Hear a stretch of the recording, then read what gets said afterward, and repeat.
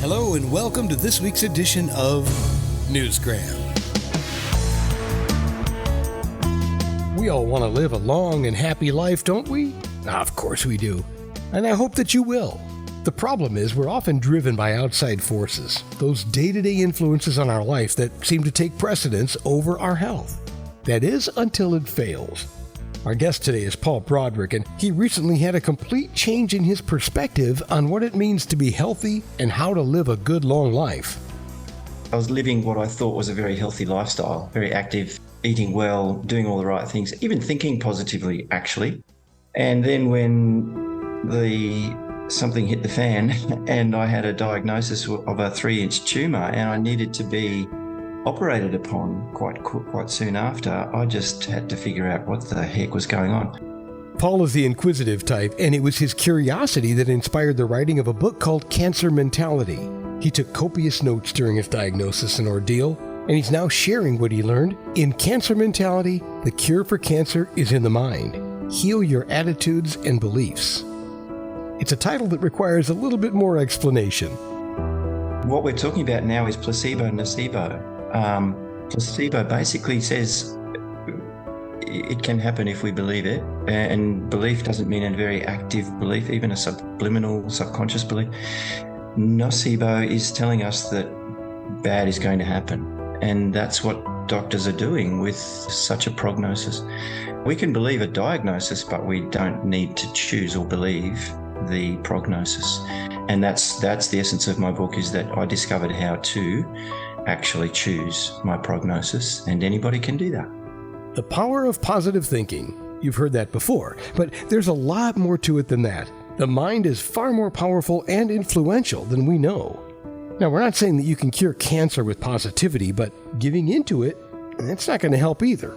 Just know that anything is possible, and you need to believe that. With that in mind, take a hard look at your life. That's what Paul did. I realized by slowing my life down that I had actually been just presenting lip service to all of these wonderful metaphysical, new age spiritual ideas. And in fact, it's a lovely notion that we create our own reality. But in essence, I wasn't doing that work. I wasn't meditating. I wasn't quieting my mind. I wasn't finding peace in my life. I was striving, working, chasing. And as I write in great depth in the book, I realized that I was living in fear. Everybody's touched by cancer, heart attacks, all sorts of dramatic illness. We all know somebody or many somebodies. And so I realized that I just had to stop, rethink, reinvent myself, and actually start doing this work. And I found it to be an enormous pleasure. Not hard work at all. It's an enormous pleasure. Stop, rethink, reinvent, and stay positive. If you stop listening now and you do just that, you'll probably be on the right track. But don't stop listening just yet, because there's much more. Paul explains what drove him to this kind of thinking. As I healed, as my body repaired, I suppose, from the surgery, I was obviously off work. I took time out, and I really was searching for wholesome answers to this, because I asked the medical industry, I asked the surgeon, I asked the oncologist, I asked the dietitian, and they had nothing for lifestyle change for me. They had nothing to help me prevent this. And no disrespect to the medical industry, their trauma treatment is fantastic. I possibly wouldn't be here if it wasn't for that. But so many great teachers out there are explaining how thoughts and emotions are now proven by science to become interactive with our physiology in a good way and in a bad way.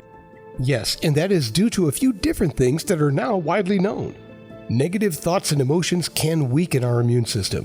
When you're stressed, your body reacts to that stress. However, when you're upbeat and positive, well, your body reacts to that too.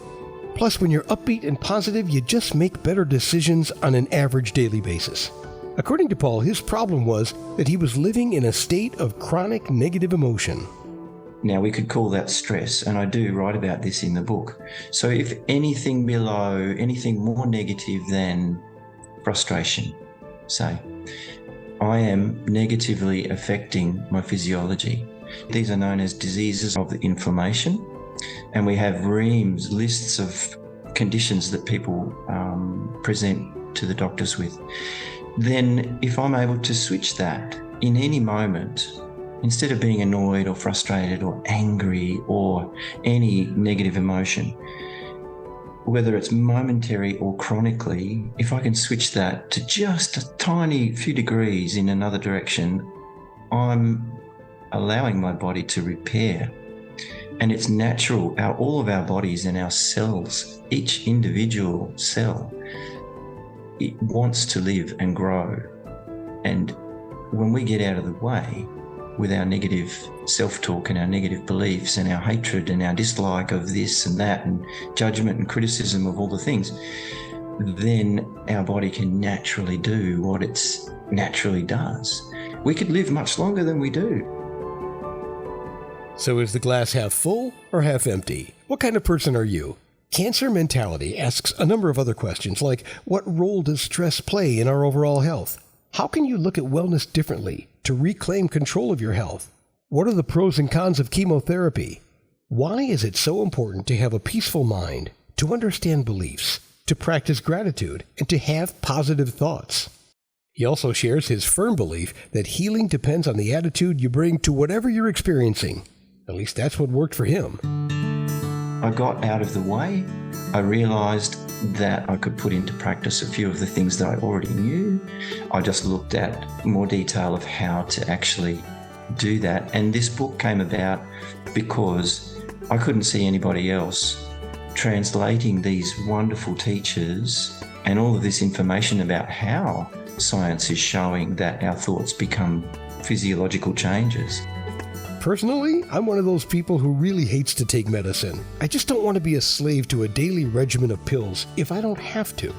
Every time I break down and go to the doctor because of something that I just can't get rid of, I'm reminded that the thing that drove me there was stress-related. Maybe I've just been lucky in that sense, but our body really does have an amazing ability to heal itself under the right circumstances. Modern science is showing more and more how we can and should take charge of our health. I don't mean to sound all angelic or whatever about it, but it's such an awesome experience to realize that I don't need to be combative about the way I see the world. And it's nothing, our neighbours, our people in traffic, nothing needs to be argued against, fought against, conflicted. We can just free ourselves from all of it and not end up with cancer. He says our emotions and beliefs can create our reality, and they can influence our health. Do you believe that, or are you still a bit skeptical? Because you can follow Paul's progress and learn more about him by just visiting his website. It's paulbroderick.com.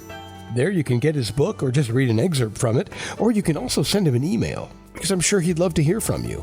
Look, I just know that it touches everybody. This material just touches people every time I talk about it. So I'm excited to be part of any individual's change.